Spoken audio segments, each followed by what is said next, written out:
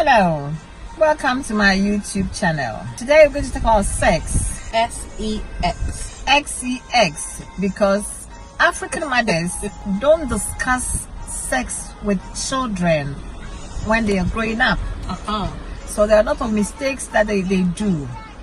So we're trying to highlight it. I have a lady here who is going to tell us her story and the preventatives if she had had education about sex. So please hear us when we talk. It's all about sex today. Thank you. So I think, coming from living in London, new generation of Africans, right? Majority of my friends, 99% of my friends are Africans. I have one Jamaican friend. I have a lot of friends. Where are the Jamaicans? We don't know. But amongst all of us, none of us can talk to our parents about sex at all, because it's an unspeakable subject. You tell your parents you have sex the day you tell your parents that you're pregnant. That's how you kind of disclose it. And I think it's a shame that the African community don't want to talk to their children about sex. They just expect it to just not happen. Why is that, as an African parent? I don't think we had that opportunity to discuss with our parents.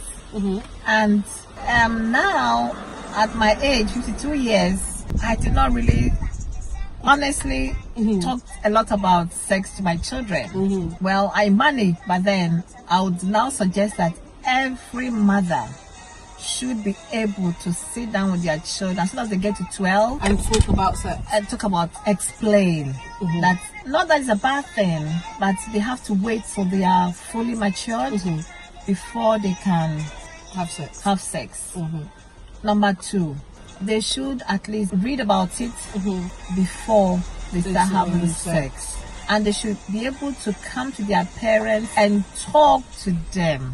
Please, mothers out there, my little advice, the young mothers, please explain to your children and talk to them about sex, please. Right, we continue from here. This lady here is going to tell us the problems and consequences and what she's going through. So please listen. Thank you. I mean, I wouldn't say this is like the consequences of not being educated about sex. I mean, I have had a child young, and a lot of my friends have had kids young. And I think, we just, the white people, they get to 15 and their mum's like, come on, we're going to the clinic now, we're going to put you on contraception. Because, the cause of teenage pregnancy is the expectation of abstinence. So parents expect their kids to not get pregnant as teens because they expect their kids to just not have sex because they've just told them don't have sex. They've not explained why not to. They've not explained the consequences of having unprotected sex. I think if it was a case where I was sat down at a certain age and I was told, okay, I have the feeling that you might be sexually active, or I would have felt comfortable enough to be like, hey, look, I'm sexually active. What can be done to stop me from getting pregnant? Pregnancy didn't seem like a real thing until it actually happened. But, if I could have communicated with my parents, I could have been guided to, look, come on, let's go to the clinic. You are sexually active. Let's put you on contraception, because we all know it just takes one accident to get pregnant. Or, these young boys, they don't want to wear condoms, or girls, you want to please your boyfriend. Generally speaking, it's actually too late for African mothers of your generation, because all the kids are grown now. They're like my age. So to people like me, who are the next generation of the Africans, do not do what our parents have done. Let's break the cycle and start talking to our children about sex.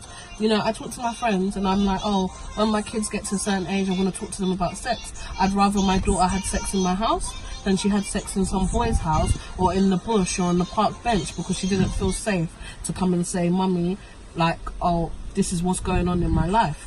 And they all look at me like I'm mad. But this is how you prevent pregnancy. By making your kids feel so safe that they can come to you. This is how you prevent them from having sex in the first place. Because if they think about it, they're going to come and say, Mum, I'm talking to this boy and I'm thinking about having sex with him. That's when you can have the conversation with your child. Weigh out the odds and pros and cons. Like, does he do this? Does he do that? Do you know what the implications of you actually having sex with this guy is? And you never know. Your 15, 16-year-old daughter might think, do you know what? My mum's actually right. I'm not ready to have sex. But if you make it so your kids can't talk to you, they're just going to go out and do it. They're not going to have any guidance. They're going to talk to their friends who are 15 and 16. Oh, babe, do you think I should have sex with him because he really wants to have sex with me?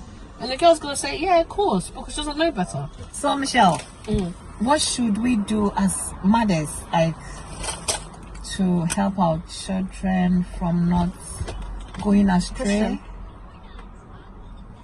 I think what we should do is make a relationship with your kids where they feel safe and trust you, and they trust you, where they can come and say to you, Mum, I'm thinking about sex. Mum, I like this guy. Or, Mum, I like this girl. Because it's not just about educating our daughters, it's about educating our sons. Because another topic is, when you don't educate your sons about sex, there's a big thing going on right now where men do not know the difference.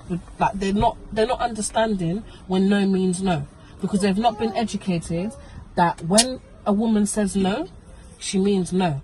There's a very fine line that's being crossed between sexual harassment and rape, because these young boys are not being educated by their fathers and mothers to know that if she says no the first time, don't keep asking her. What we have to say as a parent, I would say we should educate our children more, let our children trust us, and we should love our children more as African mothers. Thank you very much. Our next topic will be on the boys, our sons and our boys. Thank you very much. Thank you. Bye.